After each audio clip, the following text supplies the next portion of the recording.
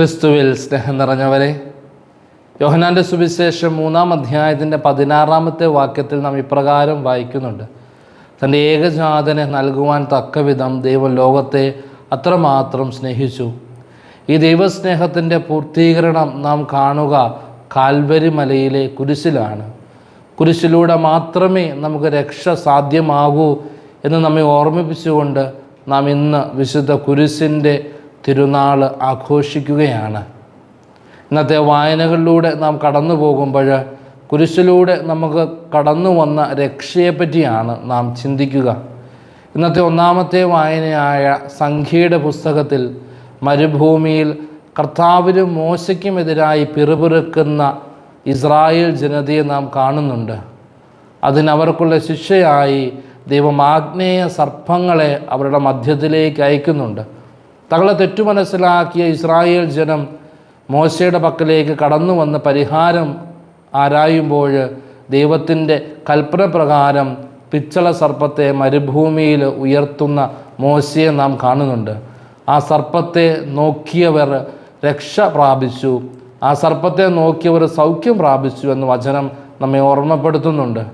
പുതിയ നിയമത്തിൽ ഉയർത്തപ്പെടേണ്ട ക്രിസ്തുവാകുന്ന രക്ഷയെയും സൗഖ്യത്തെയുമാണ് ഇന്നത്തെ 1-ാമത്തെ വായനയിൽ നാം കാണുക.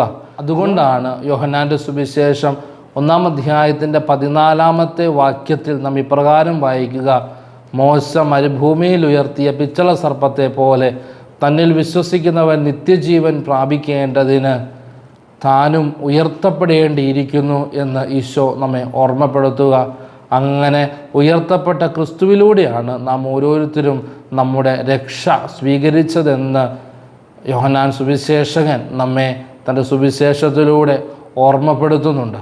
വിശുദ്ധ പൗലോസ് അപ്പോസ്തലൻ കൊരിന്ത്യസിലെ സഭയ്ക്ക് എഴുതിയ ലേഖനം 1-ാം അധ്യായത്തിൻ്റെ 18-ാമത്തെ വാക്യം നമ്മെ ഓർമ്മപ്പെടുത്തുക കുരിശാണ് നമ്മുടെ ശക്തി എന്നാണ്. പരിഹാസത്തിൻ്റെ അടയാളമായ കുരിശിനെ ഈശോ നമ്മുടെ ശക്തിയായിട്ട് മാറ്റി.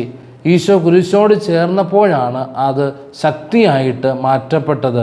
നമ്മുടെ അനുദിന ജീവിതത്തിൽ നമ്മൾ പ്രയാസങ്ങളിലൂടെയും പ്രതിസന്ധികളിലൂടെയും ഒക്കെ കടന്നു പോകുമ്പോൾ ഈ കുരിശ് നമ്മുടെ ശക്തിയായിട്ട് മാറണമെന്നാണ് പൗലോസ് അപ്പോസ്തലൻ നമ്മെ ഓർമ്മപ്പെടുത്തുക.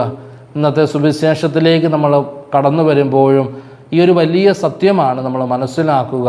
ക്രിസ്തുവിൻ്റെ കുരിശിലൂടെ നമ്മെ സ്നേഹിക്കുന്ന പിതാവായ ദൈവം, തൻ്റെ ഏകജാതനെ വിട്ടു നൽകിക്കൊണ്ട് നമ്മെ സ്നേഹിക്കുന്ന ഒരു ദൈവം, ആ ദൈവത്തെ തിരിച്ചു സ്നേഹിക്കുവാനായിട്ട് നമുക്ക് സാധിക്കണം. തൻ്റെ കുരിശിലെ ബലിവഴിയാണ് ക്രിസ്തു നമുക്ക് രക്ഷ നൽകിയത് എന്നുള്ള ബോധ്യം എപ്പോഴും നമ്മെ മുൻപോട്ട് നയിക്കണം. വിശുദ്ധ കുരിശ് എപ്പോഴും ഒരു ഐക്യത്തിൻ്റെ അടയാളമാണ്. കുരിശിൻ്റെ 2 ഭാഗങ്ങളും നെടുകയും കുറുകയുമുള്ള കുരിശിൻ്റെ 2 ഭാഗങ്ങൾ നമ്മെ ഓർമ്മപ്പെടുത്തുക ഈ ഒരു വലിയ ഐക്യത്തെ പറ്റിയാണ്. ദൈവവും മനുഷ്യനുമായുള്ള ഐക്യവും മനുഷ്യനും തമ്മിലുള്ള ഐക്യവും. ഈ ഒരു ഐക്യത്തിലേക്കാണ് ഈ കുരിശ് നമ്മെ ഓരോരുത്തരെയും നയിക്കുന്നത്. അങ്ങനെ എല്ലാവരോടും സമരസപ്പെട്ട് ദൈവത്തോടും സഹോദരങ്ങളോടും ചേർന്ന് നിൽക്കുവാനുള്ള വലിയൊരു ആഹ്വാനം കൂടിയാണ് ഈ തിരുനാൾ നമുക്ക് നൽകുക.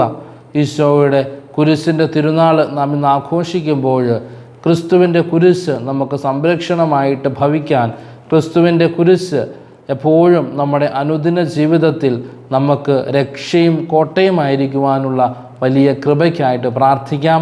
ദൈവം നമ്മെല്ലാവരെയും സമൃദ്ധമായി അനുഗ്രഹിക്കട്ടെ.